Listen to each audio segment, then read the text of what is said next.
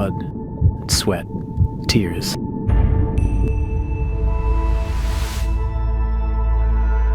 How far are you willing to walk? Are you ready for the distance? Will you go the extra mile? Will you lay it all down for the one who gave you his all? And consider the cost of the cross.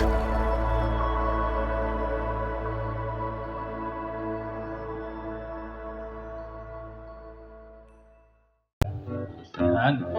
Pwede po ba natin sabihin na good morning sa katabi natin? Good morning. Maganda umaga kasi katabi na naman kita this Sunday. Mana kuya? And before we start, I want to share with you. By the way, papagalitan naman ako nito, Coach Taps eh. So, I'm Arthur, one of your life group leader here in Life Nova. So we are an Every Nation Church. So I want to encourage you from John chapter 13, verse 34 to 35. This is from ESV. A new commandment I give to you, that you love one another, just as I have loved you. You also are to love one another. By this all people will know that you are my disciples. If you have loved one another. So church, this is one of the commandment na binigay ng Lord sa atin na gustong-gusto nating gawin para sa atin, right? But it's also a commandment na sinasabi ng Lord na gawin din natin sa iba. Kasi it will prove sa mga labas, sa tao, na we really are disciple of Christ. Okay? Kung dito pa lang sa church, marami na tayong misinformation or somehow meron tayong hindi pagkakaintindihan. So, I believe this verse is encouraging us to love one another. So the people outside of this building, they will know that we are disciples of Christ. So let us pray. Father God, thank you for the word for today. May we encourage, Lord, sa salita mo na we should love one another. So people from outside of this building, malalaman nila, Panginoon, that you are our Lord and God. Thank you, Lord. This we pray in Jesus' name. Amen. Let's worship the Lord.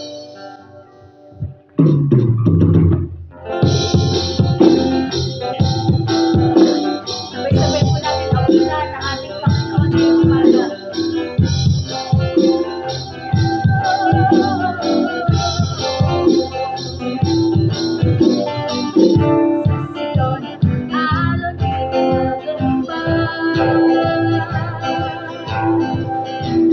Sa gitna ng hindi ako mag-isa. Di matatakot, hindi matitinag, pagkat ikaw, Diyos ang aking pag-asa. Wala nang hahanapin pa, pagkat o Diyos sapat ka na. Pag-ibig ko, talungan ko, pangako mo.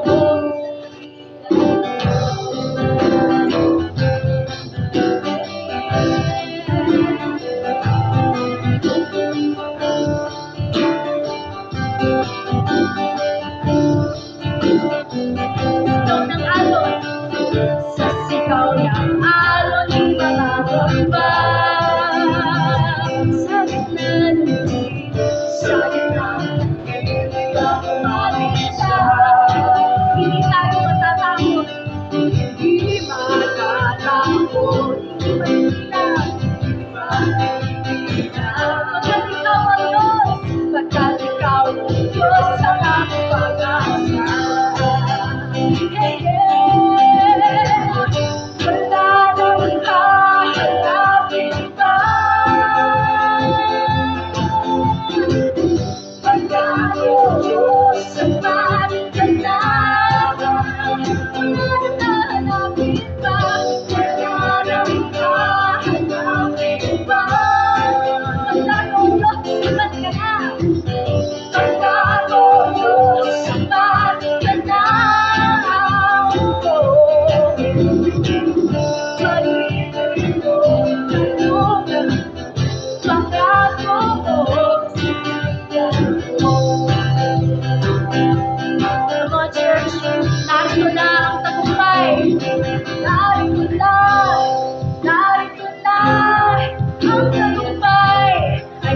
narito na, narito na, narito na, ang tagumpay ay narito na, narito na, narito na, narito na, ang tagumpay, narito na, narito na, narito na, ang tagumpay ay narito na. Wala nang hahanapin pa. Wala na, magkakaroon sa pagitan na. Wala nang hahanapin pa. Wala nang hahanapin pa. Magkakaroon sa pagitan na.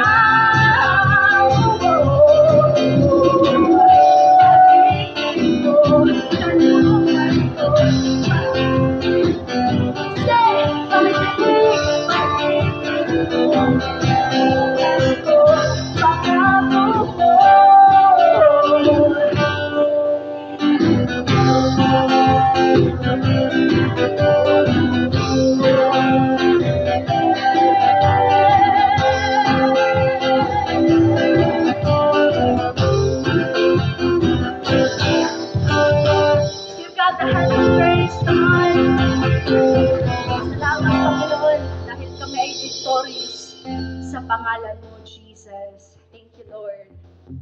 Patuloy po tayong umawit sa Panginoon this morning. Thank you, Lord, because of your cross, we are no longer lost. We are forever found, Lord, in your presence, in your love. Thank you, God.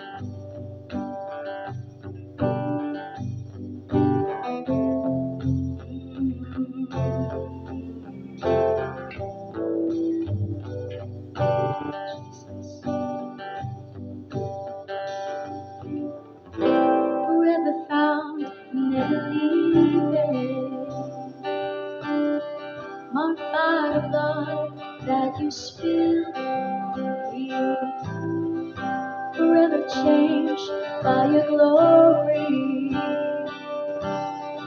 You call me out into eternity. I'm wrecked by love, my fears are fleeting, seeing all you've done and how I'm yours. Keep me near the cross, where your mercy found me free. For all to call, won't you bring us to the cross?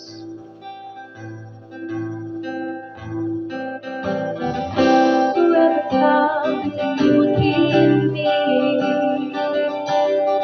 touched by the tears that you shed for me. Lord, I will go where you are leading. The shining light is all I see.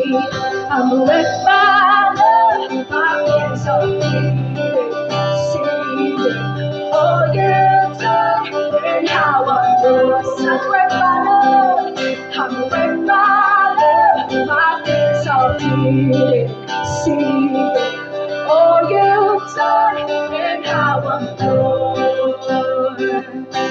Keep me near the cross, where your mercy found me free. For all to call, would you bring us to the cross? Would you bring us to the cross? Would you bring me to the cross?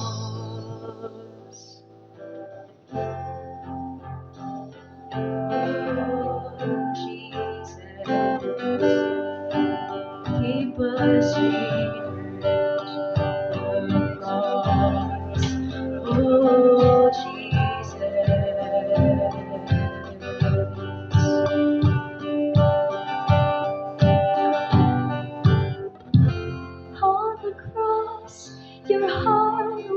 was fixed on us. All the lost, your heart was fixed on us. All along, your heart was fixed on us. Fixed on us. On the cross, your heart was fixed on us. On the cross, your heart was fixed on us. All along, your heart was fixed on us. Fixed on us. On the cross, your heart was fixed on us. On the cross, your heart was fixed on us. All along, your heart was fixed on us. Fixed on us. My finish up. All your time and how I'm yours. I'm a father, my ways are feelings. All your time and how I'm yours. I'm a father, my ways are feelings. All your time and how I'm yours. I'm a father, my fears are free. See all you've done and how I'm yours.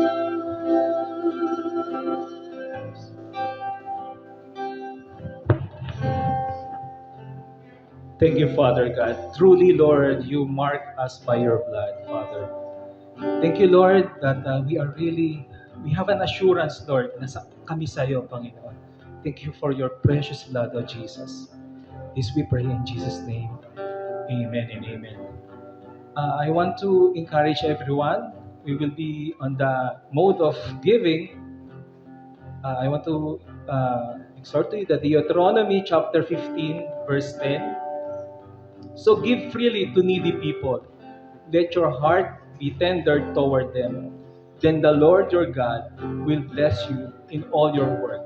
He will bless you in everything you do. You know what, church? This is a writing from Moses. So Moses reminded the Israelites that let our hearts be tender to all the needy people.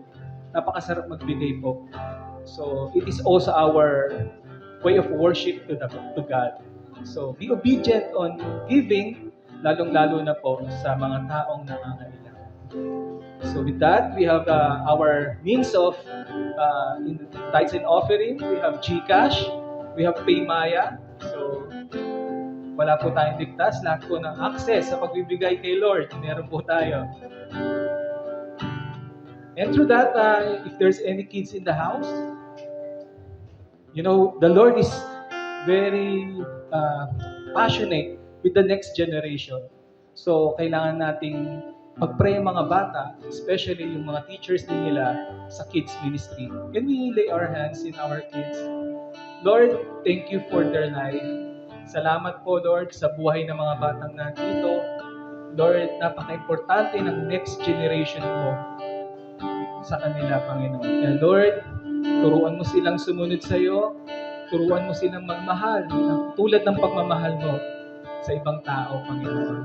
Also, Lord, we are praying for the teachers of these kids. Lord, give them the mahabang pasensya, Panginoon. Give them the wisdom na kailangan nila, Lord, upang ang mga batang ito ay matuto at ma-impress, Lord, yung word mo sa ibang tao. Salamat po sa buhay nila.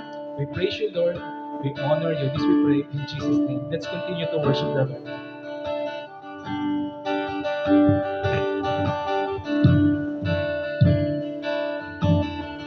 Panginoon, katagpuin mo kami kung saan man kami, Panginoon, ng buhay namin. Lord, we believe that you are here. You are here with us. You are in us. As we worship you, God, your unending love, Panginoon, will overflow to each one of us. The unending love of Jesus. We do not deserve, God. Thank you, Lord Jesus.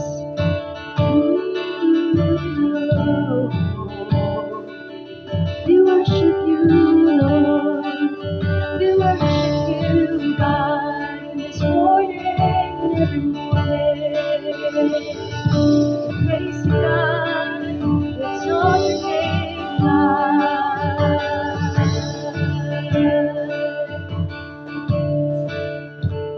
There's no silver or gold and no treasure untold that could draw me away from your heart. Neither love of myself or of anyone else will do. Say there's no silver or gold. There's no silver or gold and no treasure untold that could draw me away from your heart. Neither love of myself or of anyone else will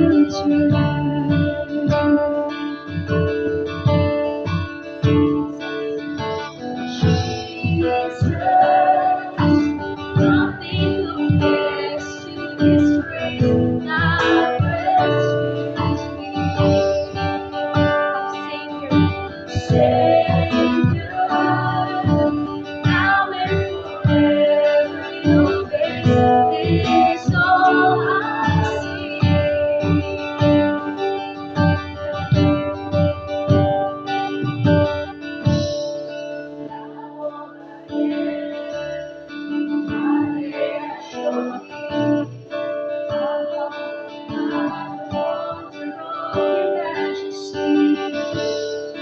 One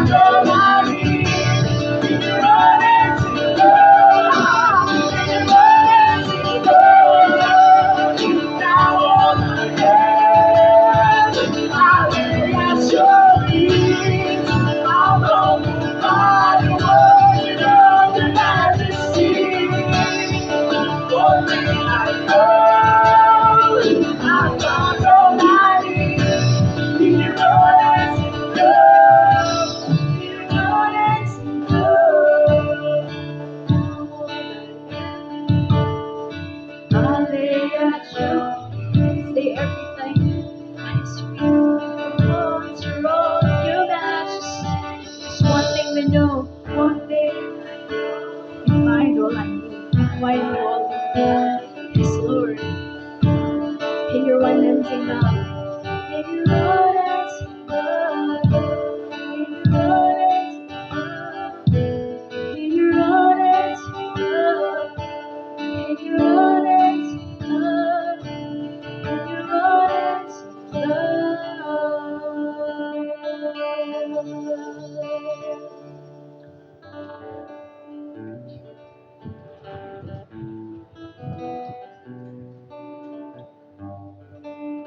Mark chapter 10, verses 23 to 31.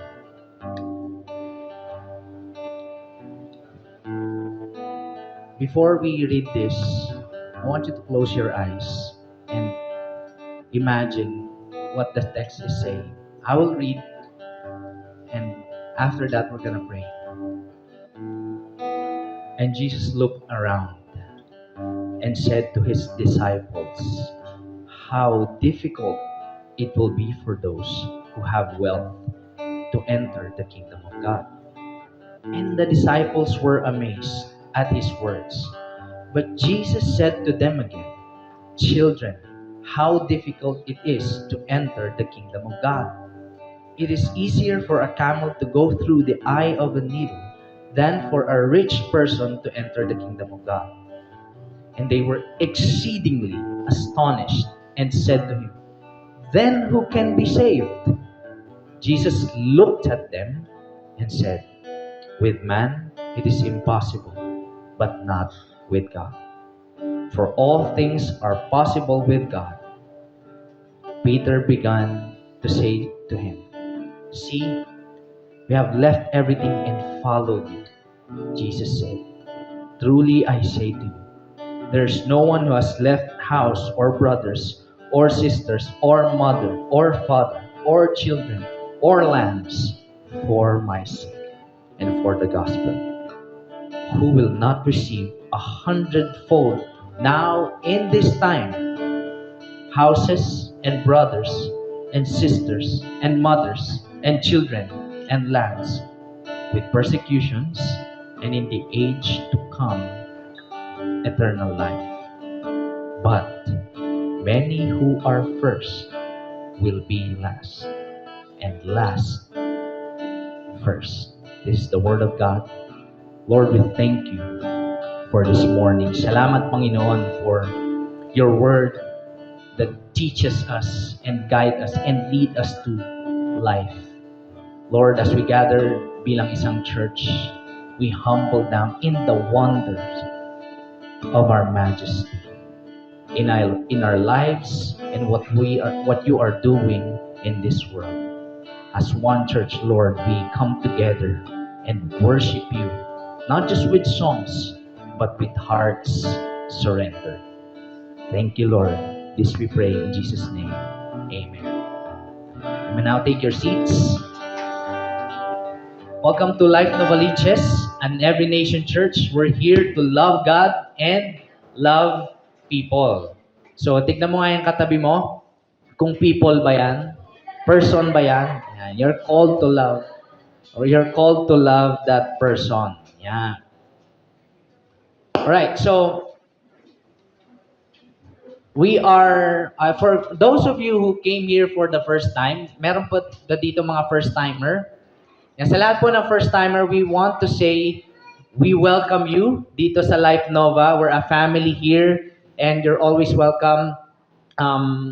Kahit yung mga second-timer, welcome naman sila. Hindi naman yung second-timer, third-timer, welcome pa rin naman. But we just want you to know that this church, we are praying for more people to come, and our family is open for more people to come. And we are praying for those of you who are coming for the first time that you would consider this as your home church. Yan. I'm Jo Marie, isa ako sa mga campus missionaries dito sa Life Novaliches. There's my wife, Crystal, and my son, Peter. We're serving together along with our pastors and our missionaries and leaders. Bago ako magpatuloy, gusto ko lang bigyan ng introduction yung mga wala dito last week. Nag-start tayo ng bago nating series called The Cost of the Cross.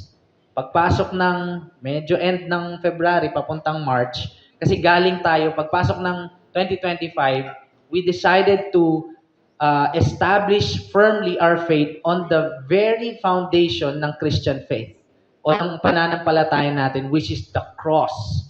Diba?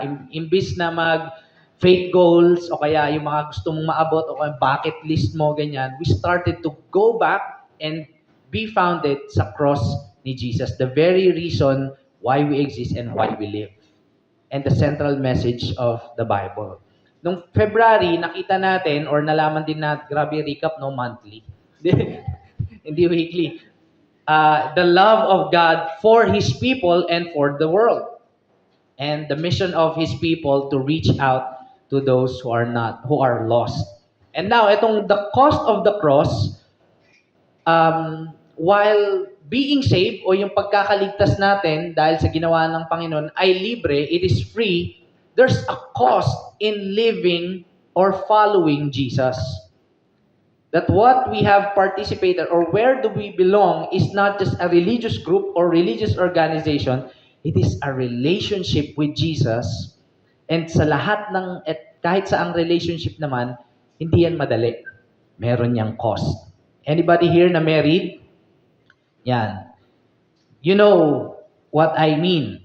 Pero sa mga looking forward to get married one day, yan, you would know, siguro meron na kayong glimpse, but in all relationships, there are sacrifices, there are costs, merong hindi pagkakaintindihan at kailangang mag-unawaan, merong kailangan kang i-adjust, merong mapupunit na pagkatao mo, mababago. In the same way, from the very source of all relationship, the ultimate relationship, our relationship with Jesus, there's a cost in following Jesus. The first week, we've talked about, ano ba yung pinag-usapan natin? Kahit ako nakalimutan. We've talked about yung not being swayed by the world, but really focusing our eyes, our faith in Jesus, kahit pa merong mga times na ito ay mahirap. Yung mga ang mundo, the world has many things to offer to us para tayo mapalayo sa pathway or relationship natin kay Lord. Kaya napapansin natin, kapag meron tayong relationship kay Lord, pero meron din tayong mga gustong bagay sa mundo, sa mundo, the evil world we're living in, para tayong napupunit. Gusto mo ito, pero gusto ni God sa buhay mo ito. Kaya ang hirap hindi madaling maging Kristiyano. Hindi madali maging disciple. Sabi ni Jesus, enter the narrow gate. Kahit na ito ay mahirap, kahit na konti lang yung pumipili nito, in the end, it will lead to life. Not like the wide gate, which leads to destruction. Naalala nyo? Yan. Meron naman tayong recording yan. Now, we're gonna talk about priorities. Next. Ilan po sa inyo dito, pag kayo ay pagkatapusan na sa mga adult or young pro natin, o kahit mga student natin may baon, di ba, kapag yung pera natin napupunta sa mga priorities, kadalasan, if okay yung lifestyle natin, kadalasan, saka na yung luho, saka na yung mga gusto nating mga bilhin. Una muna, yung bills, kadalasan ganun di ba? Pag dating na nasahuran, priorities yung iniisip. Like for me, for example, nung ako ay single pa lamang, ang priority ko, kahit estudyante ako at sumasahod na ako, ang priority ko yung forma ko. Kasi, dapat pogi, ganun. Yan. And for some naman, i-redeem ko lang. When I get married, syempre nagpa-follow naman ako kay Christ nung single na ako, na iba din yung priorities, yung church, yung relationship yung kay God, ganyan. Pero meron pa rin akong mga luhong ganon, mga gusto kong bilhin sa buhay. But when I get married, nag-iba. It's not a sudden shift, but the value o ano yung pinapahalagahan, medyo nag-iba na. Like for example, my first priority now that I'm married is not myself anymore, not the things that I want, hindi rin yung hobby ko, pero ang taas na ng level ko sa game na nilalaro ko. Pero hindi yun yung priority, my wife and my son. So, mahirap, hindi madali, but eto nga yung tinuturo sa atin ni Lord. But more than that, there are priorities that the world brings to us. Dapat unahin mo to, dapat ito yung mahalaga kasi pag hindi mo to ginawa, hindi ka magiging successful. Like that. But Jesus is teaching His disciples the other way around. Yan. So, as we go on to the verse, before I continue, I wanna acknowledge yung presence ng kapatid natin from our Every Nation Church, East Calgary, si Jem and his friend, her friend, and yeah, yung husband niya, si Lemor, our friend. Actually, Lemor is really from Life, and he serves here. He's one of our best buds. Yan, agree yung anak ko kasi, yeah. Ninong. Yeah. Okay. Alright, so, yan. Welcome, Jem and Lemor and their friend. Saan na ba tayo? Yan. Ngayon, titignan natin yung sinabi ni Jesus when it comes to priorities. Yung binasa nating text kanina, sabi ni Jesus, and Jesus looked around, sabi ng text, Jesus looked around and said to His disciples. The context or setting ng panahon na to, may kausap si Jesus na rich young man. Yung rich young man, lumapit sa kanya, "Teacher, good teacher," sabi niya ganon. "What must I do to inherit the kingdom of God?" Tapos sabi ni Jesus, simple lang kapatid, simple lang bro. Ayan. Gawin mo yung commandments. Sabi nung rich young man, maliit na bagay. Nagawa ko na yon. Nagawa ko na lahat all my life. Perfect yan. Tanong mo pa sa mga tao sa bahay. Sabi niya, "These things I have kept from you." And Jesus looked at him, kasi alam ni Jesus yung perspective nung rich young man. Alam niya na hindi niya nagigets yung kahalagahan ng buhay, na for the rich young man, it's all about wealth. When Jesus looked at him, Jesus loved him and preached to him. Sabi ni Jesus, "Go sell your possessions." After marinig yun nung rich young man, nalugmok siya. Tapos umalis siya sa discussion, sa usap nila ni Jesus ng malungkot. Then, verse 23, dito na papasok yung text natin, and Jesus looked around. Pagkatapos kay rich young man, Jesus looked around kasi nag-walk out Nag-walk out yung rich young man. Jesus looked around and said to His disciples, now facing to those who follow Jesus, who choose to follow Jesus. Literally, follow na parang sunod-sunod na aso kasi in their time, a student and teacher relationship, hindi yun yung klase. Susundan nila yung rabbi or yung teacher saan man siya magpunta. Anong bibili niya, anong gagawin niya, anong ituturo niya tungkol sa buhay. That's their kind of learning back then. Meron din namang synagogue type or class type. Pero meron din ganong model. Now, Jesus looked around and turned to His disciples. Sabi niya, how difficult it will be for those who have wealth to enter the kingdom of God. And the disciples were amazed. Knowing the disciples, karamihan, hindi lahat, pero karamihan sa disciples ni Jesus, walang-wala. Mahirap lang, hindi masyadong mayaman. Yung nakita nilang lumapit kay Jesus, perfect, righteous in His own eye, tapos mayaman. Tapos sabi ni Jesus, how difficult it is for those who have wealth to enter the kingdom of God. Kaya sila na-amaze. They were amazed at His words. Eto matindi. Bago ko sabihin bakit sila na-amaze, inulit pa ni Jesus. This time, and the disciples were amazed at His words, but Jesus said to them, inulit ni Jesus, children, how difficult it is to enter the kingdom of God. Wala na yung wealth. Kanina, sabi ni Jesus, para sa mga mayaman, how difficult it is to enter the kingdom of God. Na-amaze yung mga disciples, nga sila. Wow! Sabi ni Jesus, children, now kasama na sila. How difficult it is to enter the kingdom of God.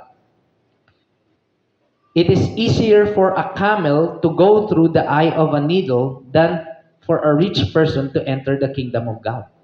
Mas madali pa daw yung camel. Ilan sa inyo nakakita rin na kayo ng camel? Hindi sa tindahan, ha? Yung mga, di ba? Sa tindahan, pag... may brand kasi ng cigarette na gano'n eh. Pero, the camel is what they used for travel back then in the Jesus time. And some scholars say, hindi pala scholars, some preachers say, meron daw gate sa Jerusalem na merong maliit na gate at ang kasya lang doon ay camel. As I researched, that's not true. Jesus was not referring to a literal gate.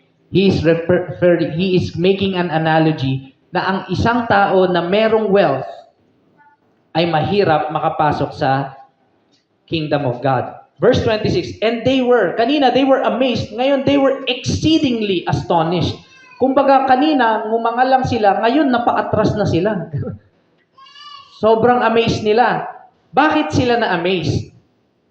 Tignan natin. And they were exceedingly astonished and said to him, eto yung sagot nila, then who can be saved? Kung ang mayaman, righteous, kasi back in the time, pag mayaman ka, blessed na blessed ka, sa paningin ng kultura, pag mayaman ka at blessed ka, perfect siguro yung buhay nito. Siguro 6 a.m. to nagigising, tapos nagpe-pray, tapos devotion na 5 chapters. Paggabi siguro nagpe-pray to, tapos another 5 chapters. Siguro pag tumawa to, ganun lang. Hindi yung panghalakhak na ano. Pag blessed ka financially or you're wealthy, iniisip ka agad ng Jewish culture na siya ay righteous. So, ang tanong ng mga disciples, ang yaman nito, malamang righteous. Tapos, hindi rin mahirapan siyang masave to enter the kingdom of God. Paano kami? Paano na lang kami? The disciples said to him, then who can be saved? Jesus looked at them and said, with man, it is impossible, but not with God.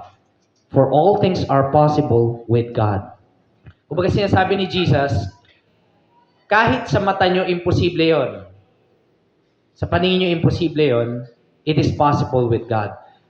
Usually, we come across to this verse, with man, it is impossible, but with God, it is possible. Usually, we tie this verse to a pangarap, sa isang pangarap. O kaya nahirapan ka na sa trabaho, kaya ko to. Kaya ko to, papagtatagumpayan ko to. Kahit mahirap kasi, with man, it is impossible, but with God, it is possible. Or hindi lang siya sa pangarap, it's something that we want to acquire.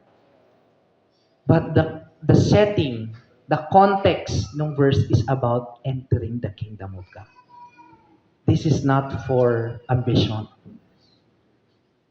And so what is Jesus saying here? First point I want to share is this. There's nothing that we can do. There's nothing we can do to earn our salvation. Our salvation is God's work. Not our work, not your work. Kahit anong service mo dito, o pag-serve o pag-attend, kahit lahat ng ministry, salihan mo, ikaw na nag-usher, ikaw pa nag-tech, ikaw pa tumugtog, maya-maya ikaw magpipreach, tapos ikaw din magsasara ng center. Very good. Di ba? There's nothing that we can do to earn our salvation. Cite an example. Ilan sa inyo dito nakaka-receive kayo ng regalo tuwing birthday nyo? Yung birthday ba natin, we earn it? Grabe, 3 days na lang. Kailangan ko ng pagbutihan kasi dadating na yung... Kasi pag hindi ko ginawa yung kabutihan to o yung mga good deeds ko, hindi ako magbo-birthday. No, the birth date or the day comes. Libre. Ang nagbayad nun yung magulang mo. Di ba? It comes na libre. Kaya nga pag birthday, nakaka-receive tayo ng birthday gift. Hindi siya birthday reward for your good works. You see the analogy? It's not a reward. Salvation is not a reward because you do something great. You did all this like the rich young man and then, enter na ako ng kingdom of God. Kasi, S-rank na ako na napagtagumpayan ko lahat, natapos ko yung commandments. Salvation is a free gift. It's not a reward. I remember the time when I encountered Jesus way back 18. Ano yan? History. But anyway, back in 2011, our campus ministry back then was called Lightcast. Ayan. At I think si Lemor was grade 2. Grade 6. Ayan. Tapos, meron akong picture. Yan. Meron kaming time na kami ay, si Pastor Tim, si Coach Rodney, si Cedric, si Prince, si Paulo, and si Mac Roger. These people are not perfect and in the same way, ganun din sa akin. As I was sumasama-sama lang, hindi ko talaga nagigets yung ibig sabihin ng salvation or ng pagiging saved kay Jesus or yung relationship kay Jesus o yung saved ka na ba? Ganun. Hindi ko talaga alam. Kasi lumaki din ako sa faith background na gumawa ka ng mabuti o kaya wag ka lang gumawa ng masama. Okay ka kay Lord. O kaya kapag nakagawa ko ng masama, magsisimba ako ng Sunday para mabawasan. O kaya mabayara. Kakain ako ng bread at pag dumikit sa ngalangala, hindi ako napatawad. Next week na lang. Ganong culture din yung kinalakihan ko. Although hindi naman ako ganon kasama, hindi pa naman ako nakapagnakaw ng 5 million pataas. But I was amazed when yung nag-share sa akin ng gospel said, makasalanan daw ako. Talaga? First honorable mention ako sa Deparo Elementary. Tapos hindi ako nagmumura sa bahay. Sa bahay. Kasi pag lagi ako nasa labas kasi pag nabura ako sa bahay, pinapalabas ako. Pag Sunday, although hindi pa ako marunong magsimba, hindi ko pa alam yung simba, lagi kami nag-general cleaning. Sunday's best yung tugtugan, tumutulong ako. Ako lagi, ako yung plato. Kahit gabi na, kahit ganyan. Masipag naman akong bata. At nagpe-pray naman ako. Although hindi nga lang yung gantong prayer na ngayon na. Pero, kunwari, Jesus, pengin 25 pang 2 hours sa computer shop. Kasi, yung relationship ko kay Jesus, hindi talaga siya relationship. It's a culture na kinalakihan ko lang. So, when I encountered Jesus, when pininis sa akin yung gospel, ara siyang sapok sa mukha in my, kumbaga, perspective ko. Kasi, di naman ako masama. Kailangan ko ba na masave? That's for a kind of person na religious somehow. That if I do good, I'm a good boy, and God will not punish me. Sure yan. Kukunin ako ni Lord sa heaven pag ako namatay. It's so black siya. It's a stumbling block para sa isang religious person. When I say religious, talagang sinunod lahat. Hindi naman lahat. Yun nga sabi, hindi lang ako nagmumura sa bahay. Pero, hindi ako masamang tao katulad ng iba. Nung high school ako, section 1 ako from grade 1 to 3rd year high school. Nung 4th year, medyo napunta akong section 8. Si mga kaklase ko, grabe, meron akong 17 ba ako noon? I think, basta high school age, tapos meron akong klase 25, 28. Hindi man ako kasing sama at mga kasing religious person. Always judging other people. So the gospel for me is, ito ba yan? Ganun lang kadali? Na you will be, it's free, wala kang babayaran, wala kang gagawin. That's for a perspective ng isang religious person. On the other hand, those who are rebellious, really talagang masamang tao to the core, alam mo yon, talagang mayroon ako mga classmate noon, pag meron kaming, alam mo yung mga pumupunta sa school tapos magmamas, pinupunit nila yung page ng Bible. Sabi ko, grabe kayo. Sa nga. Kasi masama sila. Sa perspective ko, ay wala to. Dito mababait, dito mababait. But for a person na ganon, rebellious kay God, yet marami nang hindi ginawa at maraming kasalanan, tapos maririnig niya yung gospel that God loves you, it is free, you don't have to do anything but surrender your wicked life to God. It is an answer to their problem. It is they don't deserve it. They feel like they don't deserve it. And so whenever they choose to love Jesus, they are all out. Kasi wala silang commandment na nasunod, hindi sila mabuting tao, pero minahal sila. So, but both ends, salvation is free. The grace of God is available to the rebellious and to the religious. Salvation is free. It is the word of God, not our works, so that no one can boast. Isipin mo na lang kung pwede mong ipagmayabang yung mga good works mo. Ang ingay natin sa heaven, di ba? Sa heaven tayo, ako nga nag-disciple dyan, yung CEO niya na nagpakain ng marami, ako nag-disciple dyan. Wala ka. Ako nga yung nag-disciple nung nag-disciple sa'yo. Ikaw ba, lagi ka ba nasa church? Kahit sarado yung church, nandun ako. Ang ingay natin sa heaven. Buti na lang, salvation is by grace. So, tuloy natin yung story. Jesus said, verse 28, Peter began to say to him, from seeing the perspective na may rich young man, tapos umalis, nag-walk out kasi hindi niya kayang isell yung possessions niya. Tapos Jesus was talking about, it is difficult for a wealthy man or rich man to enter kingdom of God. Ganon din yung poor, kasi then who can be saved? Sabi ni Peter, see, you have left everything and followed you. Wow, bida-bida si Peter ngayon. Lord, 12 kami, we have left everything to follow you. See? I'm not sure if he has something against the rich. Pero, he's saying na, totoo naman, di ba? In the gospel account, they gave up everything, they left their nets and followed Jesus.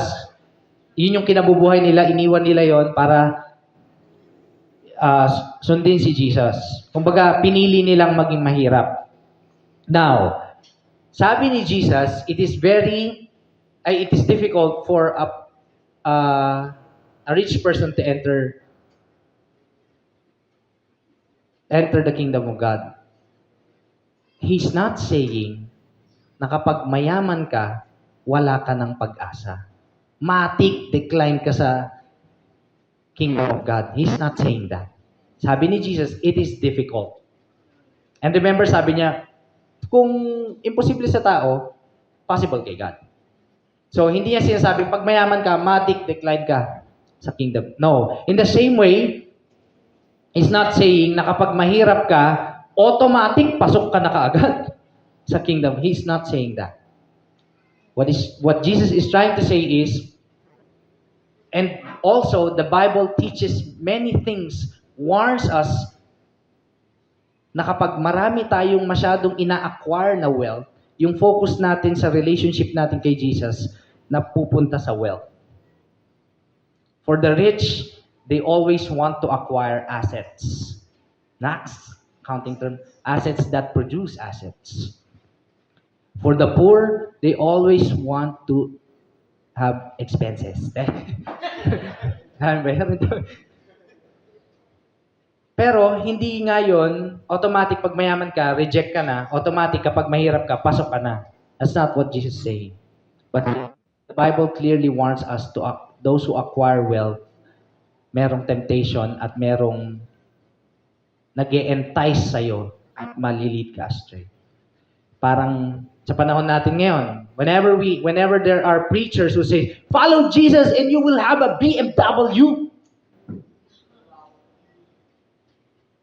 House and lot, kaya basta follow mo Jesus, mag-give ka lang dito sa church na to, we will pray for you, blessing, blessing, blessing, blessing. Hindi maganda na yung tingin or yung perspective ng isang disciple nakafocus sa wealth. That's what prosperity preachers always preach. Most of the time preach. Delikado ang masyadong maraming wealth. But at the same time, delikado din yung wala kang wealth. Nahingi ka na lang nahingi and o kaya you don't work for your own or you don't it's not hindi naman to para sa salvation pero tungkol lang sa wealth. Na ang tingin mo sa mga mayaman mayaman to, wala to, hindi tayo papansinin nito. Parehas. Both ends. In the same way sa church natin, we are, God has given us the grace to reach the underprivileged, the communities, and we are grateful to that. Kumbaga, pag nag-reach out tayo sa mga community, meron tayong grace doon, gifted tayo doon, talagang share natin sila ng gospel. Hopefully, malaki yung chance na ma-save sila. But how about those who are well off? Sir, mayaman po ba kayo? Ay, bawal kayo pumasok dito. May kotse po kayo? Ay, wala po. Wala po kaming di po namin kayo papapasukin. Kasi yung church po namin, pang mahirap lang. Is the church really for the poor? It started like that, but eventually in the Acts, it grew. Because the gospel is not just for Jewish people, but also for the Greek, at kahit anong lahi at kahit anong status ng buhay. Those who are in authorities, they also need the gospel. Those who are in power realms, and those who are rich, they also need the gospel. In fact, they have to hear that it is difficult for them to enter the kingdom of God. But with man, it is impossible, but with God, it's possible. So, let's continue. Jesus said, truly I say to you, so sabi ni Peter, Lord, kita mo naman, iniwan namin. Lodi ka namin Talagang kahit saan ka magpunta, hindi lang sa bedroom, tsaka sa bathroom, hindi ka namin sasamahan doon. Pero kahit saan ka magpunta, susunod kami.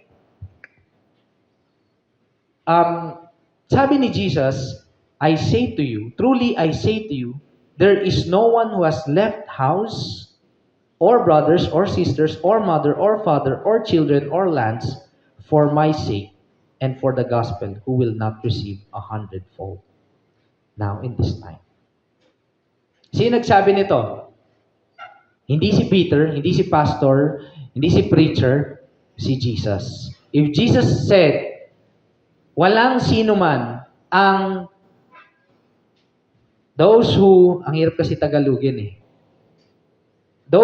there is no one who has left house or brothers or sisters or mother. Ibig sabihin, question, pinapaiwan ba ni Jesus yung pamilya natin? Iwan mo pamilya mo.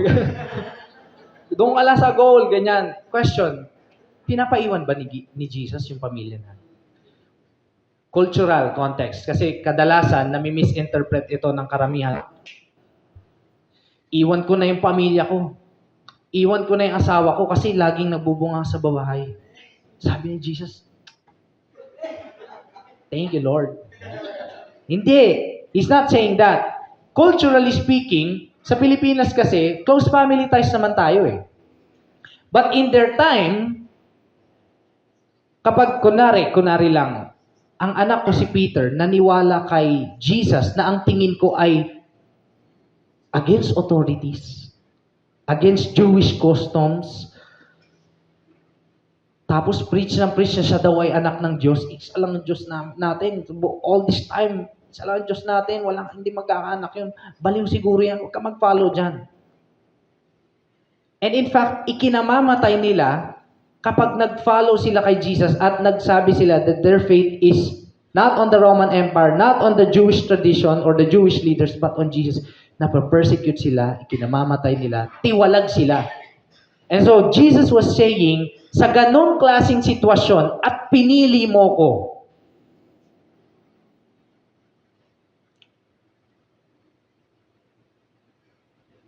for my sake and for the gospel, will receive 100-fold now in this time. So mapanghahawakan natin to, guys. Everyone, listen. These are the words of Jesus. And we can hold on to this. That even wag naman sana, pero dumating sa point na you have to choose between relationships or Jesus. And you choose Jesus. Pinili mo si Lord sa lahat ng relationship. Mahalaga naman sila. Kaya lang walang papantay kay Lord. At pinili mo si Lord. At tinakwil ka nila, pero pinili mo si Lord. You will be blessed. Not just financially, not just, actually kasama nga, lands, relationships. Kumbaga kung pinili mo si Jesus, you will receive 100-fold. Meron yung kapalit at maganda yun. Kapag umabot ka sa point na gano'n. And not just that, not just relationships, but resources. Kung umabot ka sa point na kailangan mo itong i-let go itong resources na to o possession na ito or asset na ito kasi mas pinipili mo si Jesus kahit mahihirapan ka, ang promise ni Jesus, you will receive 100-fold. Hindi pa sa eternal life. Dito, now in this time. Hindi ko to sinasabi. This is Jesus saying to His disciples.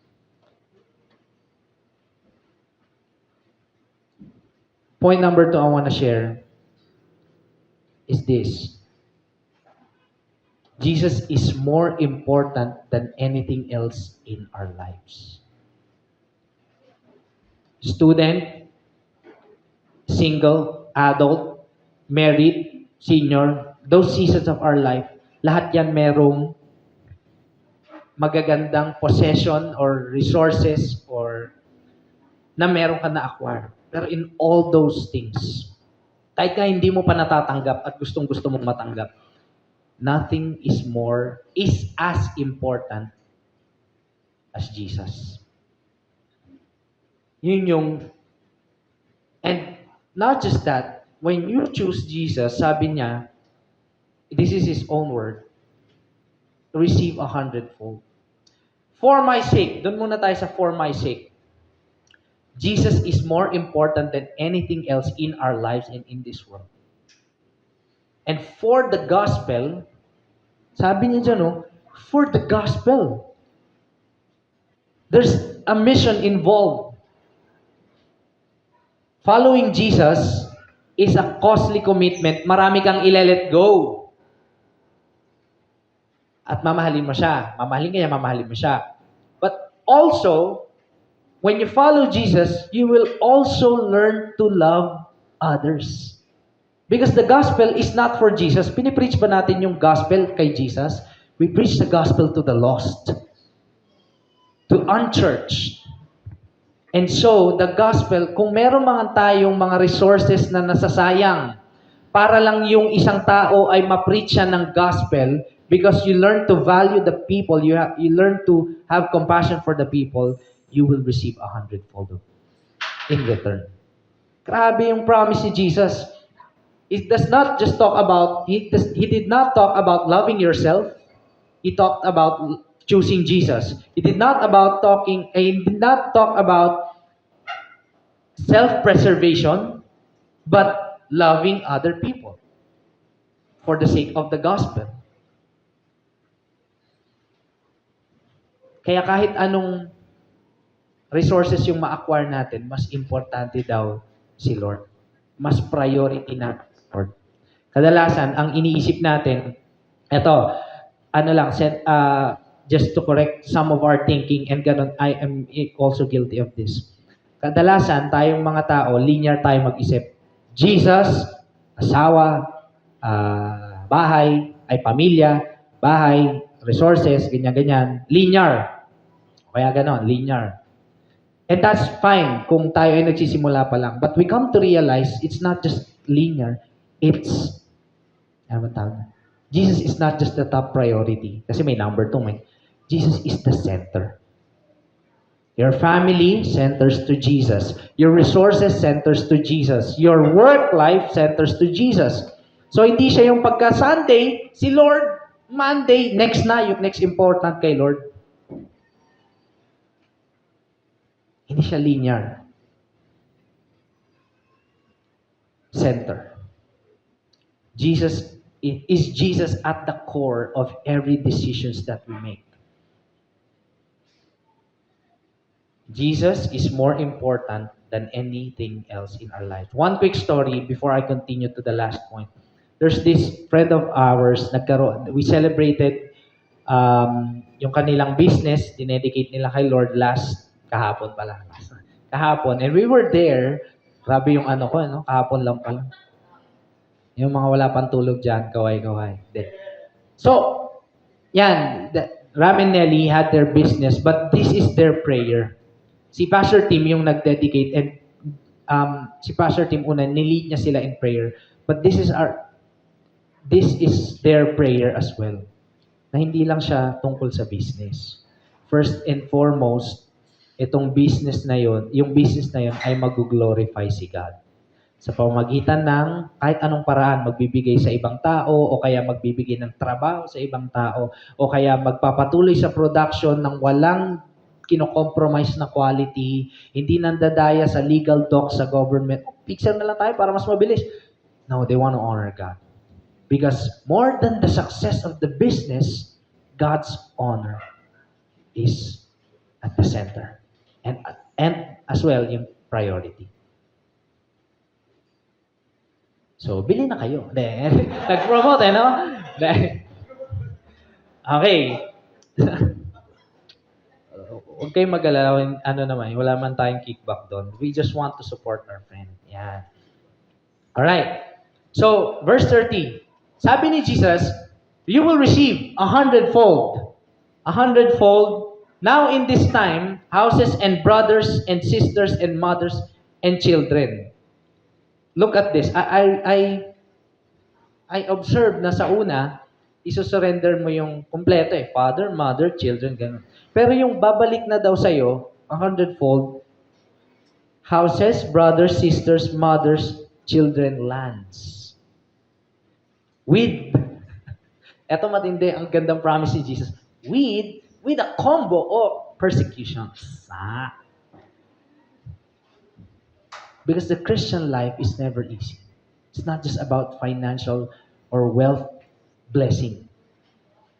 It comes with persecutions. Ito naman yung sabi ni Jesus, persecutions in this life. At hindi niya rin, you can observe, walang father and husband. Walang father and husband. No? Yung balik, walang father and husband. Because we only have, when we get into the relationship in the kingdom of God, we only have one Father. And the church is Christ's bride. He is. Sa mga lalaki, sa mga kalalakihan, yes, and the scripture says, Jesus is our husband.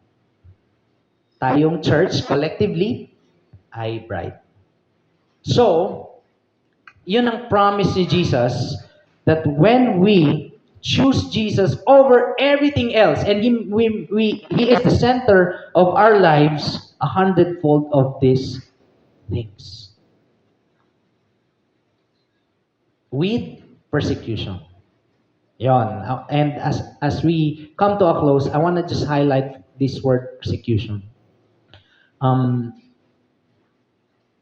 Pag sumunod tayo kay Lord, whether matagal ka na o bagong Kristiyano ka pa lang, walang gumagraduate sa persecution. Huwag sana tayong mag-suffer dahil sa sarili nating sin. Hindi yun persecution. Ang persecution, persecute. Cute ka kasi. Hindi, wala. Yes, yes. The persecution is something that is done to you because of your faith, because of your belief, because of your convictions that translates to your actions. Nasa workplace ka, kaliwaan, tatrabaho ka sa isang organization, kunwari lang na pwede ang under the table o pwede yung dayaan, pwede yung walang accountability pagdating sa bayaran, at you're tempted to do that, but you choose to honor God, you choose to love Jesus more than what you can get from those kickbacks, and you will be persecuted.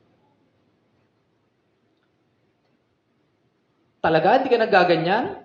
Hindi ka magsisinungaling? Sa una lang yan. Okay, syempre magpapakabait ka kasi may boss tayo, kasi sumasahod ka. Pero pag wala yan, lalabas din yung totoo mong kulay. In our workplace, we can be persecuted.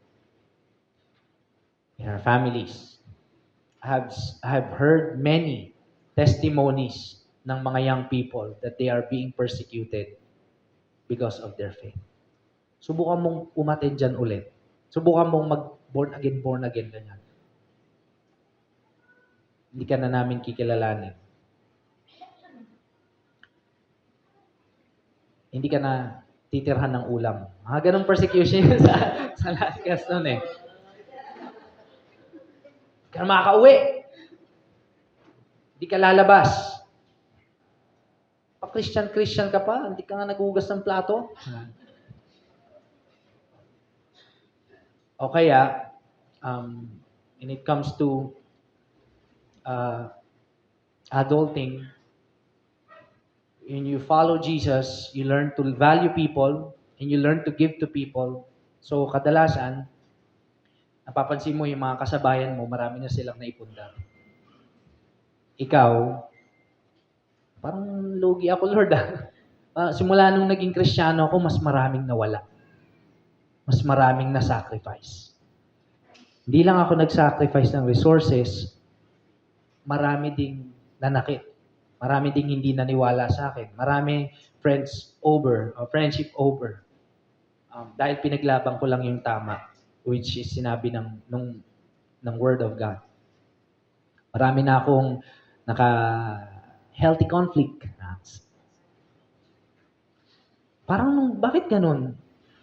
Natanong niyo na ba yun? One time in your life, ba't ba naging Christian ka mas mahirap? Parang lugi. Ato, sa mga adult and single, siguro you can relate. There are time kapag reunion, ako, personal testimony. Pag mag-reunion ng mga batchmate, because I chose the path of full-time ministry, minsan na, meron kang, kamusta ka na? Ganito, ganyan. I'm a campus mission. Meron kang business card? Hindi, ano yun? Joke lang. Alam, hindi ganun yung language. Pero we can adapt, but it's not my value. He's driving this, meron siyang ganitong property, meron siyang ganitong business, 3 chain. Okay yan, goods. Pero, sometimes tempting lang na as I look at my life, lugi ba? But this is not just for a person who entered full-time ministry, even Christians. Because you choose to give to others. Wala kang iPhone. Meron, pero hindi yung latest. Meron iPhone 13, isang 7, isang 6. Dala-dala ko palagi, dalawa. Tama ba yung addition? So, minsan, inaas natin, or ako lang, na parang lugi yung Christian life. Well, sabi ni Jesus, yung blessed life natin, hindi lang siya materially, spiritually din, but it will always come to persecution. Persecution comes not just from the outside or external, but also in the inside. How you value yourself. Hanggang ganito na lang ba ako? Ilang taon na ako, nandito pa rin ako sa ganitong posisyon sa company. Don't get me wrong, baka rin merong pinapagawa sa'yo si Lord, tas ayaw mo din. Pero if you walk righteously and obey God, this world, this sinful world that we're living in does not welcome. In the kingdom of God, you're welcome. In fact, you are brought to the kingdom. It's an upside-down kingdom that the kingdom of God does not just value wealth. More important is your relationship with Jesus. Your relationship with the King. Kasi you can have this wealth, but you don't have the relationship with the creator of this wealth. Nonsense. So, it comes with persecution. And in the age to come, eternal life. So dito daw sa life natin here on earth, sa planetang earth na ginagalawan nating mga sayan, mga normal na tao, tayo daw, we will receive blessing when we follow Jesus, but that's not all. It comes with a price. It comes with a cost, and persecution happens. Anybody here, I've got a question for you. Anybody here, dumating na ba kayo sa buhay nyo na you sacrifice something, masakit, for your faith in Jesus? Maaring, 20 pesos na pamasahe. For some, don't laugh at it, but for some, I remember, nung college ako, 60 pesos yung baon ko. Merong nag-ikot na tithes and offering. Miyak talaga ako kay Lord. Kasi yung 60 pesos ko, pamasahe na yon, tapos pang 2 hours computer shop na yun eh. Ilagay ko sa offering bag. For me, that time, that was a sacrifice. And it's hard. For some, it's not just monetary, it's relationships. You have to let go of this person na mahal mo, kaya lang grade 2 pa lang siya. Sabi niya, mahal ka daw niya, ganun. That's immoral, you have to let go of that relationship. Yeah, I'm just making fun of that, but really, sometimes, God is calling us out of those immoral relationships and follow Jesus, kahit na mahirap. Point number 3 I want to share is this. Sacrifices we make for Jesus are small compared to the glory we will receive from Him. Yung mga sacrifice na binibigay natin, huwag kayong mag-alala, Life Nova, hindi yan kinakaligtaan ni Lord. He sees that. He sees your cries, He sees your stress, He sees your depression, choosing this over this or Jesus over these things. And those sacrifices are small, maliit lang, compared to the glory or what we will receive or a reward that we will receive when Jesus comes and restore the whole world. It's simply saying, kahit maghirap ka at masaktan ka ngayon, may promise si Jesus in this life that you will be blessed. You will enter the kingdom of God and you will have eternal life. Picture it as this. I really saludo ako sa wife ko when it comes to, when we entered season of parenting because of her childbearing. I realize, pag ikaw pala nabuntis at mga anak, 50-50 ka na. So, salute. Malayo pa Mother's Day, pero advance na to. 50-50 na sila. Dagdag mo pa yung 9 months na lakad nila pag anong may suffering din sa part ng husband, pero I just came to, kumbaga, I realized it's not really easy. And it's not just easy, it's risky.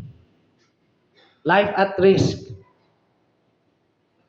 Dagdag mo pa yung preparation nun, tapos pagkatapos nun, anak, before, during, and after, lahat yan merong hirap, merong pain. But, when my son comes out, yung wife ko, kasi ang lamig sa ospital, nanginginig siya. Tapos kumbaga ginaganon ko yung kamay ko para i-warm siya. Pero nung yung nurse, mapit na yung nurse. Grabe yung nurse. Hawak-hawak niya si baby. Mr. Ranada. Uy, ilang. 9 months yan, ha? Pinaghirapan niya ng misis ko. 50-50 siya noon, ha? Pero expert kasi sila, gagaling nila. Kami lang naman talaga dalawa noon, bawal pa masyadong maraming kasama. So, yung childbearing, it's the pain of childbearing, yan sa mga mothers, the pain of childbearing is small compared to the outcoming or the new life God brought to your life, to our life. So, kaya kaya ganun na lang yung care ng wife ko kapag nagtatry maglakad si Peter tapos nauntog siya, ganyan. Hayaan mo lang, ganun pa. Hindi ko nagigits eh. Kakapanood ko ng reels, hayaan mo lang, matututo yan. Pero yung pain nun, ganun kalaki, yung pain na dinanas niya, pero it's worth it and it's far more, maliit lang yon kumbaga sa reward na meron siya. Meron kami. In the same way and far greater, whatever your pain right now is, or your persecution, it's small compared to the glory and reward that we will receive. I want to end with this. Verse 31, but many who are first will be last, and last would be first. God wants us to be not boasting, hindi nagmayabang sa mga ginagawa natin, but really to humble and be humbled by the wonders of His works in our life. Talking about persecution, there's this one American missionary who tried to reach out sa tribe people. The tribe people was called Waodani. And the missionary is Jim Elliot. Si Jim Elliot, isa siyang missionary na nag-mission hindi lang sa mga pwedeng magmahal sa kanya pabalik. Kahit yung walang, hindi civilized. Yung pwede siyang patayin. So he preached the gospel. He went there in 18 or, early 19th century. 1900s. Pinuntahan niya, nag-preach siya ng gospel. He shared Jesus to those people who cannot read and write. Imagine the effort, di ba? Paano sila, di ba pag ibang bansa ka, aaralin mo yung lengguwahe, yung kultura, anong paborito pagkain, ang pinakamasarap doon, bestseller, mga ganun, di ba? Inaral niya din yun. And he went there and preached Jesus because he believed that even though they are tribal people, God wants them to enter the kingdom of God. So he preached. At siya ay pinatay. Sinibat si kuya. Kasama yung mga ka-teammates niya nakatakas, but he was murdered right on the onset in attempt to preach the gospel. Few years later, yung asawa niya bumalik at nag-missions ulit. What would it take for a person to sacrifice his life? Imagine, meron pa sila sigurong anak. For the sake of the gospel. Ako, pag kinanti siguro yung anak ko o kaya nahirapan lang kami, na-discomfort kami ng pamilya ko, medyo magre-reklamo na ako kay Lord. But, by grace, sana hindi naman ako magstay na ganun, no? Tumanda rin ako na mas pinakamahalaga talaga si Lord. But, this person, Jim Elliot, he was persecuted even to the end of his life for the sake of Jesus and for the sake of the gospel. And eto yung sinabi niya, nakita sa journal niya, meron ba dito nagjo-journal kayo kapag nagde-devotion o kada umaga habang nagkakape, sinusulat niyo yung word ni God? Sa journal niya nakalagay, he is no fool who gives what he cannot keep to gain what he cannot lose. Hindi siya mangmang isang tao ay hindi mangmang kapag binigay niya yung hindi niya madadala versus sa isang bagay na kahit kailan hindi na mawawala. What is he saying? Itong mga yaman and even itong mga resources na to at mga kahit family members ko are small compared to what Jesus has for him. Many Christians today, hindi na yun natapos doon. Until now, listen to this. February 24, 2025, 70 Congolese people, Christians, got murdered. They were gathered in a church at doon sila pinatay, murdered, beheaded by the militant group. Persecution dito sa Pilipinas, medyo hindi masyado nating nababalitaan. Kung meron man, mga mangilan-ngilan lang. At sa atin, sa context natin, minsan pa nga pag naasar na tayo, church ka lang, church. Well, hindi ka naman nagaganto sa bahay o sa workplace. Late ka nga sa workplace. Na-persecute na ako. I have nothing against persecution in our own experience, but there are many Christians na nagpe-persecute ng sobrang persecute to the point na kinukuha yung buhay nila. That's what it costs to follow Jesus. Friends, our hope is that whenever we grow in faith, hindi lang tayo nag-a-acquire o nag-a-ask ng balik kay Lord, but we also learn to sacrifice. Even to the point of giving up something na hindi natin maibigay-bigay. And the highest level is our life. Because that is our master. That is who our master. That's what he do. That's who he is. And that's what it costs to follow Jesus. Let's all stand and pray. I'll pray for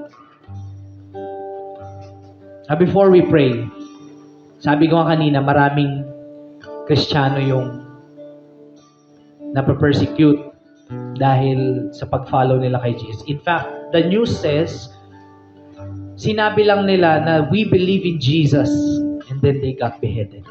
Grabe.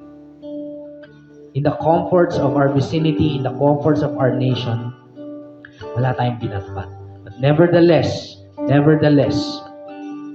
it is not our sacrifices that decides if we can enter the kingdom of God or not. It is God. The cost of following Jesus, that the following Jesus is a costly commitment. Mahirap. Pero He promised that even though we are persecuted here on this lifetime, there are also blessings. But more importantly, when we get into heaven and be with Jesus forever, there's no more persecution. Today, we're gonna remember Jesus. We're gonna do a communion para maalala natin yung pinakamatinding sacrifice na ginawa ni Jesus. In fact, Jesus knows this. Yung sacrifice, kahit malaki yon sa paningin natin, maliit yon kumpara sa joy na makukuha niya in saving all humanity from hell. His desire is to save all. So let's remember Jesus today. And let us also commemorate Him. And also let us be reminded that we're not doing this alone. There are so many Christians in the world and even in the history that suffered for the name of Christ and for the gospel. As I call on the ushers, I will read 1 Corinthians 11 verse 23 to 26. as the communion elements are being distributed.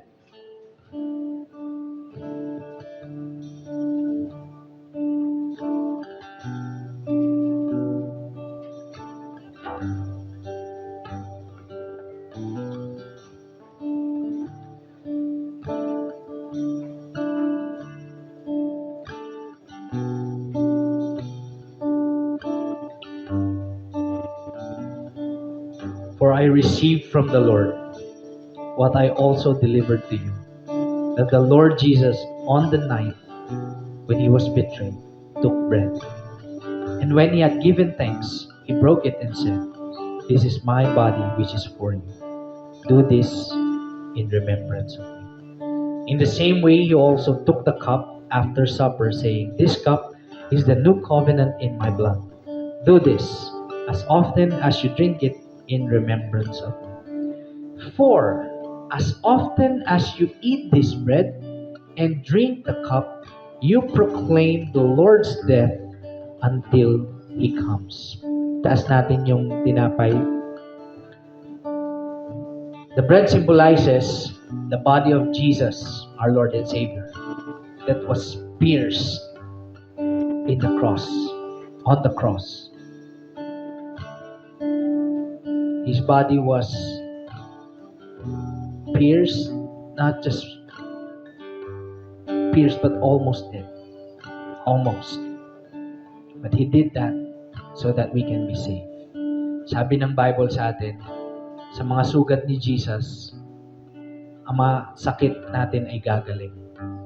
Whether it's a physical health, physical ailment, or mental illness, or spiritual illness, there's healing in the name of Jesus. And as we raise the bread, we receive the Lord's favor and the Lord's blessing.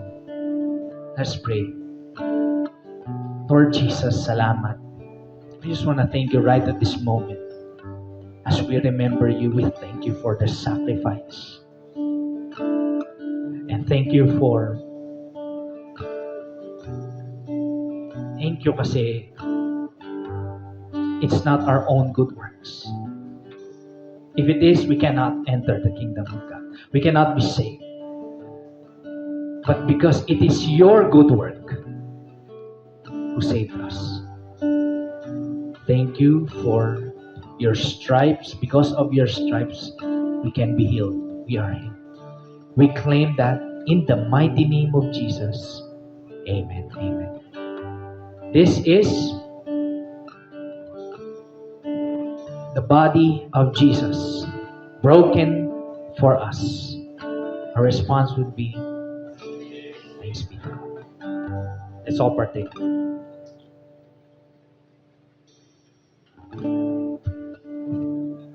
Taas natin yung cup. The cup or the drink symbolizes the precious blood of Jesus. I say precious because no one is like Jesus. And nobody can pay the penalty ng ating mga kasalanan. Because even in the ancient Near East and in the Bible is recorded, without shedding of the blood, there's no forgiveness of sins. But Jesus' blood declares, if we repent, we are and we can be forgiven. Kung yan man ay kasalanan natin noon pa, kanina, ngayon, at sa future, He will forgive us. Let's raise or let us drink.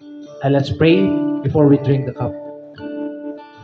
Lord Jesus, salamat po sa precious blood mo. Salamat kasi maliit man o malaki. At alam ko marami kaming kasalanan sa iyo. Simula pa ng pagkabata namin until now at sa mga susunod pa ang taon.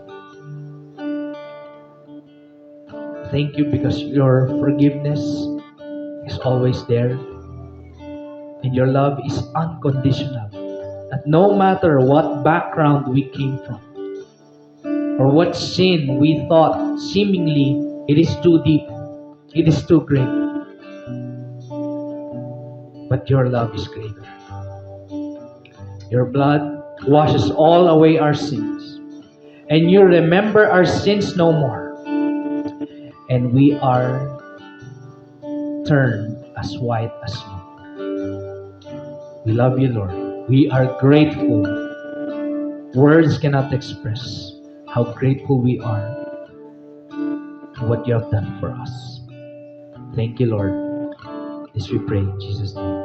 Amen. Let's all partake. This is the blood of Jesus shed for us.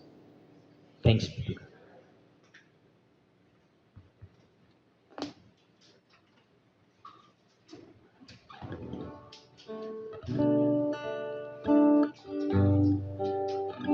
Sabi nga nung verse na binasa natin sa huli, the first will be the last, and the last will be first. Kumbaga bumanat pa si Jesus ng ganun. May pahuling pahabol. And this is what the scripture is telling us. Sabihin mo ako, ay tao lang. We cannot boast to God. Even if we are good or we have done many things and we walk the path and we are good in our relationship, we are just humans in need of a Savior. So the last word is telling us to live a life of humility, humble, having compassion to one another, not judging according to our own standards, but according to the word of God. Helping one another, because we don't know. The last would be the first, and the first, often the top people could be the last. So today, as we pray, as we end our service, I want us to worship God with a humble heart. Katulad ng lyrics natin, we're humbled by the wonders, the good works, the mighty things that He has done. Especially, we are saved, not by us, but by Him. Let me pray. Lord Jesus, we honor you. We worship you in this place. We humble down our lives. There's nothing in our lives that are worthy of salvation, yet you chose us to be saved. You loved us so much, Lord. Hindi mo tinignan. Although alam mo yung background ng mga kasalanan namin, pero ginawa mo, inorchestrate mo ang mga pangyayari sa buhay namin para makilala ka namin. Oh, how beautiful your love is that transcends time, past, present, and future. And our future is decided in you. Lord, thank you. Thank you because you loved us despite of the things that we have done. As a result, we humble down to ourselves and sing praises of worship, songs of worship, not just with our lips, but from the bottom of our heart, we thank you. Oh Lord Jesus, you are worthy of all praise. There's no silver nor gold that can be compared to the loving kindness of you. As your disciples, as your sons and daughters, we are here and we're worshiping. Thank you, Lord. In Jesus' name. Amen. Let's worship God.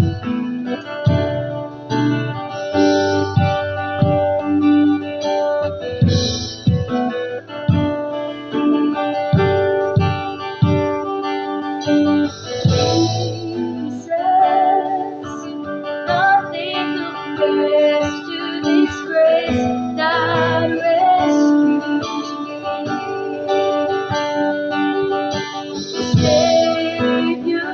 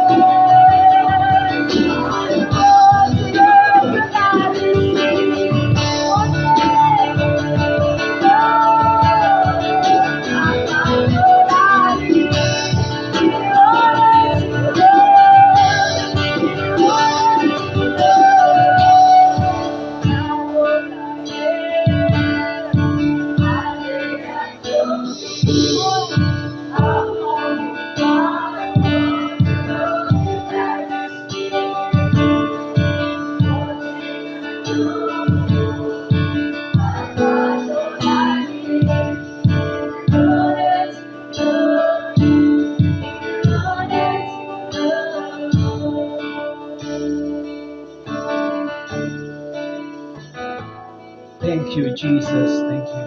Thank you, Father God. Sino po yung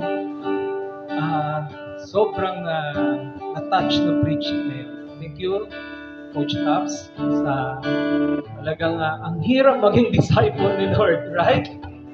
But you know what? I remember, may kukwento lang ako sa inyo. Just 1 minute. Yesterday, I was driving along with my brother-in-law. And then, he told me, sabi niya, alam mo kuya, nape-persecute ako sa office. Really? Ano, ginawa mo? I just love them. Mas lalo ko silang minahal. Mas lalo kong pinakita ang pagmamahal ni Lord sa kanila. Actually, church, that is the secret. If you feel persecuted, love them. Mas lalo nyo silang mahalin. If you feel persecuted, apply mo lahat ng teachings ni Lord. And you know what? At the end of the day, kasama mo na sila. And I was reminded yung sacrifice ng word. If you feel marami ng sakripisyong na nararamdaman mo while following Jesus, you know what, church? I reminded the word glory to glory. You know, may share tayo dun eh. Pangako ng Panginoon yun. You will see the Lord face to face with His glory. Kaya lalo nating mahalin yung mga taong sa palagay natin, nape-persecute na tayo. Sabi nga ni Coach Tap, pa-cute lang tayo, persecute. Di ba? Pa-cute lang. But at the end of the day, you know, yung mga taong nagpe-persecute sa atin, sila rin yung kasama natin dito sa church. Amen? Let's pray. Father, Lord, it's very hard, Lord, to walk here in the earth, Panginoon. Maraming tukso, maraming persecution, Lord. But because of your teaching, and because of the Holy Spirit, and because of your love, Lord, we can do it, Panginoon. Salamat, Lord. And gabayan mo kami sa aming pag-uwi today. This we pray. In Jesus' name. Amen. Amen. And dyan po nagtatapos yung 10 a.m. service natin. God bless everyone. See you next week.